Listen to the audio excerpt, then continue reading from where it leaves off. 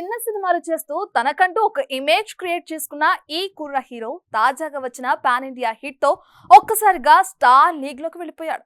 ఇక ఈ క్రమంలో వరుస పెట్టి క్రేజీ ప్రాజెక్ట్స్ ని లైనప్ లో పెట్టాడు తమిళ తంబి.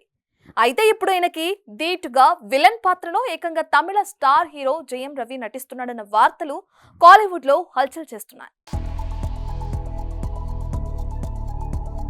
అమరన్ సినిమాతో పాన్ ఇండియా హిట్ కొట్టిన శివకార్తికేయన్ ఇప్పుడు సినిమాల విషయంలో యమ జోరు చూపిస్తున్నాడు. ఇప్పటికే కోలీవుడ్ క్రేజీ డైరెక్టర్ మురుగదాస్ దర్శకత్వంలో సినిమా చేస్తున్న శివకార్తికేయన్ తాజాగా జాతీయ అవార్డు గెలుచుకున్న సుధా కొంగర దర్శకత్వంలో ఒక పీరియాడిక్ డ్రామా సినిమాకి కమిట్ అయిన సంగతి తెలిసిందే. అయితే ఇప్పుడు ఆ సినిమాలో కోలీవుడ్ స్టార్ జయం రవి విలన్ గా నటిస్తున్నాడన్న వార్తలు శివకార్తికేయన్ ఫ్యాన్స్ కి మంచి బూస్టప్ నిస్తున్నాయి. ఇక ఇదే విషయమై శివకార్తికేయన్ ఒక ఇంటర్వ్యూలో మాట్లాడుతూ ఈ సినిమాకు సంబంధించిన షూట్ ఇప్పటికే ప్రారంభమైందని, 2 రోజుల కిందే ప్రోమో షూట్ జరిగిందని, రానున్న రోజుల్లో మరింత భారీ స్థాయిలో షూటింగ్ జరుగుతుందని చెప్పుకొచ్చాడు కోలీవుడ్ కుర్ర హీరో.